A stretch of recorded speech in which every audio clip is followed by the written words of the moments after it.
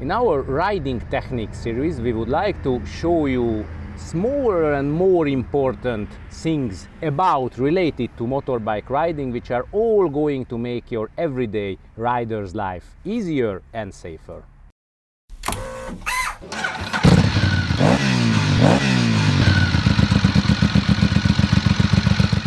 In the second episode of our riding technique series, before we should start riding, we have to speak about the correct seat position.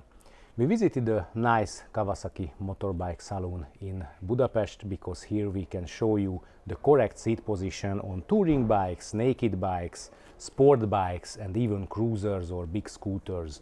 So let's speak about firstly the most important basic things which are more or less true on every kind of motorbike.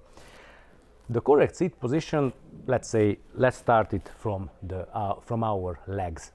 If you are watching the riders all around the streets, you see that the biggest part of them is keeping their legs like this. The reason is very simple. This is the most comfortable leg position because you have the higher knee angle here.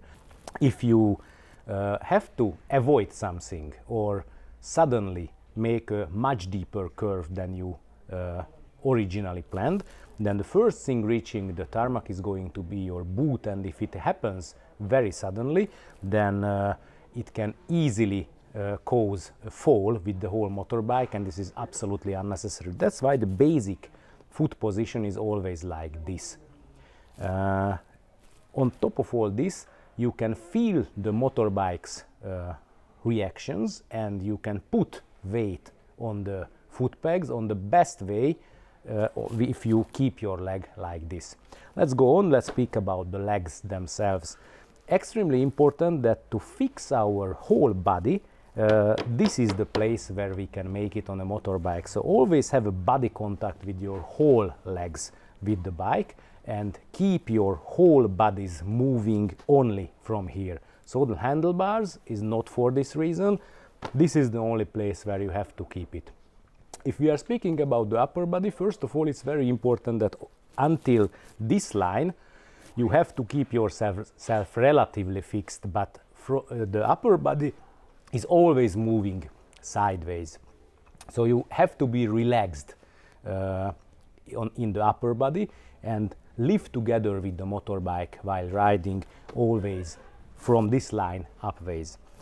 Speaking about the upper body itself, it's very important to keep it relatively straight, because if you have a bent back, then your whole back has a much higher pressure, and if you get the bumps from the road, then you are going to destroy your health. The other reason why the straight upper body is necessary is that if you watch far away, and while riding you always have to watch as far as you just can, you can see much farther from this position than if you are sitting like this. And the third reason is that the motorbike rider is always proud. That's why we are keeping our whole body on a proud way. This was just a joke. So next step is the arms, or are the arms. As I have already mentioned that you have to keep your body with your legs, it also means that you must not do it with your hands. So when you are accelerating, don't keep your body like this. When you are braking, don't keep your body like this. Your arms always have to be lightened and very relaxed. And if you are riding on a bad road and feel that your elbow is starting to move, then you are already keeping yourself well. The last thing is the head.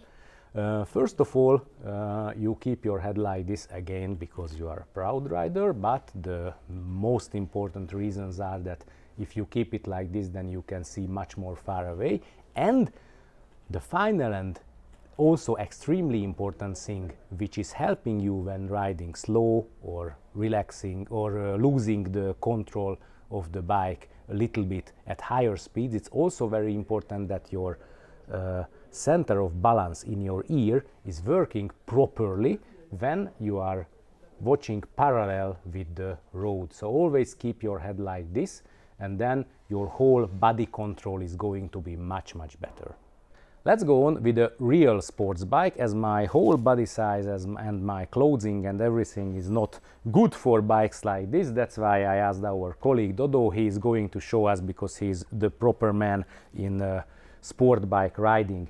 The bases are more or less the same, but there are some very, very important differences. The foot position is also a pulled back position, so never keep your legs in a pushed position in the front.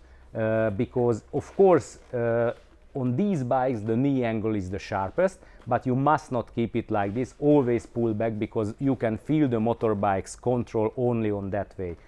The leg contact is even more important than on a basic bike, because you because of the whole body position you will have more pressure on the handlebars, and you have to avoid it. So very, very important, the correct position and correct keeping of the bike with your legs. And one thing which is not as important as here on a normal bike, that between the fuel tank and, please show it because I do not want to put my hand there, and your, let's say, most important body part, you always have to have some distance, especially when you are riding on public roads. If you are getting the bumps from the down and you are very close to the fuel tank, it's going to hurt. Is it true? Yeah.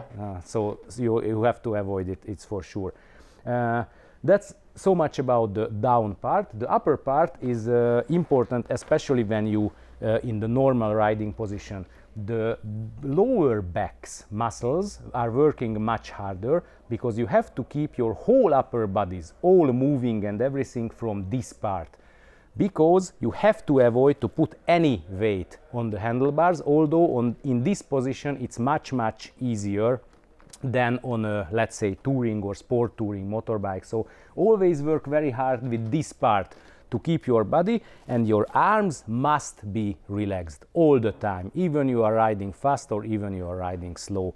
Very hard, very tough thing to do it, but if you're a real man or a really hard woman or girl, you have to ride like this with always relaxed arms. And finally, the head position is also very important.